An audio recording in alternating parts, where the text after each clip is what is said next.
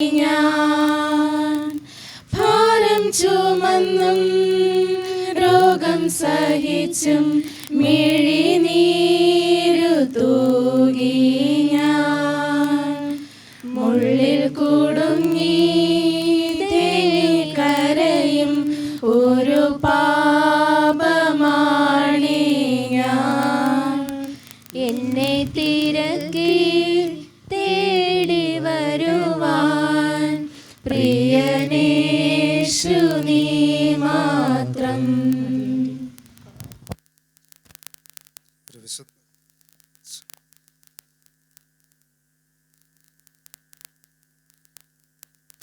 ഒരു വിശുദ്ധ വേദഭാഗം വായിച്ചു കേൾക്കാം. മത്തായിയുടെ സുവിശേഷം 26-ാം അധ്യായം 69 മുതൽ 75 വരെയുള്ള വാക്യങ്ങൾ.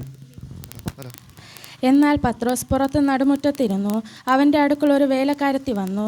നീ ഗലീലക്കാരനായ യേശുവിനോട് കൂടെ ആയിരുന്നുവല്ലോ എന്ന് പറഞ്ഞു. അതിന് അവൻ, നീ പറയുന്നത് എനിക്ക് തിരിയുന്നില്ല എന്ന് എല്ലാവരും കേൾക്കെ തള്ളി പറഞ്ഞു. പിന്നെ അവൻ പടിപ്പുരയിലേക്ക് പുറപ്പെട്ടപ്പോൾ മറ്റൊരുത്തി അവനെ കണ്ട് അവിടെയുള്ളവരോട്, ഇവനും നസറേയനായ യേശുവിനോട് കൂടെ ആയിരുന്നു എന്ന് പറഞ്ഞു. ആ മനുഷ്യനെ ഞാൻ അറിയുന്നില്ല എന്ന് അവൻ രണ്ടാമതും ആണയോടെ തള്ളി പറഞ്ഞു.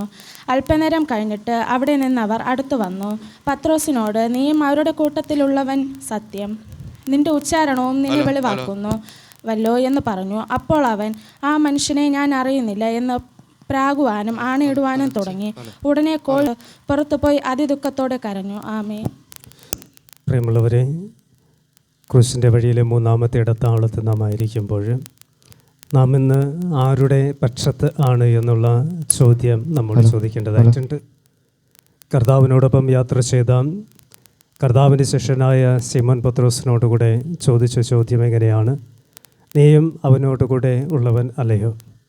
ശിമോൻ പത്രോസിൻ്റെ മുൻപ് 2 സാധ്യതകളുണ്ടായിരുന്നു. ഒന്ന് രക്ഷകനെ ഏറ്റുചൊല്ലുക, മറ്റൊന്ന് അവനറിയില്ല എന്ന് പറയുക.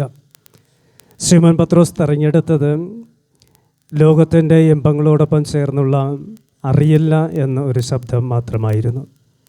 ഒരുപക്ഷെ മറിച്ച് ചിന്തിച്ചിരുന്നുവെങ്കിൽ ക്രിസ്തുവിനോടുകൂടെ പീഡിപ്പിക്കപ്പെടേണ്ട ഒരു അനുഭവത്തിൽ കൂടെ കടന്നു പോകുമെന്ന ഭയമാകാം ശിമോനെ അലട്ടിയത്.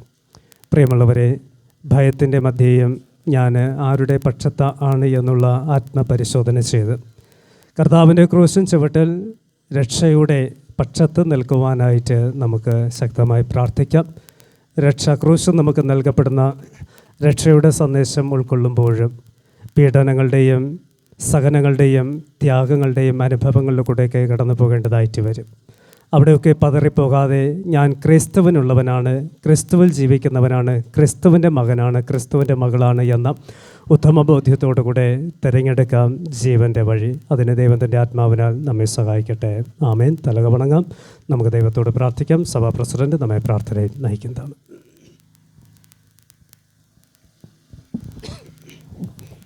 ഒരു നിമിഷം കണ്ണുകളടയ്ക്കാം, പ്രാർത്ഥിക്കാം. സ്നേഹവാനും നീതിമാനുകളെ വാഴ്ത്തപ്പെടുന്നത്. ഹല്ലേലൂയ, സ്തോത്രം. ദൈവമേ, ഈ 3-ാം നമുക്ക് പ്രാർത്ഥനയ്ക്ക് ഒരുക്കിയ കുടുംബത്തെ ഓർത്ത് പ്രത്യേകം പ്രാർത്ഥിക്കുന്നു കർത്താവേ. അവരുടെ പ്രാർത്ഥനകളെല്ലാം അങ്ങ് കൈക്കൊള്ളണമേ. ഹല്ലേലൂയ, സ്തോത്രം. അവരെന്താഗ്രഹിക്കുന്നുവോ ആ ആഗ്രഹം അങ്ങ് നിറവേറ്റി കൊടുക്കണമേ. ഹല്ലേലൂയ, സ്തോത്രം കർത്താവേ. നമ്മളിവിടെ വന്ന കുഞ്ഞുമക്കളെ എല്ലാം ഓർത്ത് പ്രത്യേകം പ്രാർത്ഥിക്കുന്നു കർത്താവേ. അവരെ എല്ലാം അങ്ങ് അനുഗ്രഹിക്കണമേ. ഹല്ലേലൂയ, സ്തോത്രം കർത്താവേ. ദൈവമേ, പ്രാർത്ഥിക്ക് സഹജമായി ബുദ്ധിമുട്ടുന്ന എല്ലാവരെയും ഓർത്ത് പ്രത്യേകം പ്രാർത്ഥിക്കുന്നു. ഇതിൽ ഭാഗമാകുന്ന എല്ലാവരെയും ഓർത്ത് പ്രത്യേകം പ്രാർത്ഥിക്കുന്നു കർത്താവേ. അസുഖങ്ങളൊന്നും പെടുത്താതെ അവരെല്ലാം കാത്തുകൊള്ളണമേ കർത്താവേ. ഹല്ലേലൂയ, സ്തോത്രം. ദൈവമേ, ഈ പരീക്ഷ കഴിഞ്ഞ് റിസൾട്ടിനായി കാത്തിരിക്കുന്ന മക്കളെ ഓർത്ത് പ്രത്യേകം പ്രാർത്ഥിക്കുന്നു. അവരാഗ്രഹിക്കത്തക്ക വിധം ഒരു വിജയം കൈവരിക്കാനുള്ള കൃപ കൊടുക്കണമേ. ഹല്ലേലൂയ, സ്തോത്രം കർത്താവേ. ഇതിന് നേതൃത്വം നൽകുന്ന അച്ഛനെ ഓർത്ത് പ്രത്യേകം പ്രാർത്ഥിക്കുന്നു. അച്ഛൻ്റെ കുടുംബത്തെയും കുഞ്ഞിനെ ഓർത്ത് പ്രത്യേകം പ്രാർത്ഥിക്കുന്നു. സഭാ കമ്മിറ്റി ഓർത്ത് പ്രത്യേകം പ്രാർത്ഥിക്കുന്നു. സഭയുടെ വിവിധമായ സംഘടനയെ ഓർത്ത് പ്രത്യേകം പ്രാർത്ഥിക്കുന്നു കർത്താവെ. ഇത് ലീഡ് ചെയ്തുകൊണ്ട് പോകുന്ന കൊയറിനെ ഓർത്ത് പ്രത്യേകം പ്രാർത്ഥിക്കുന്നു. കൊയറിലെ മക്കളെ ഓർത്ത് പ്രത്യേകം പ്രാർത്ഥിക്കുന്നു.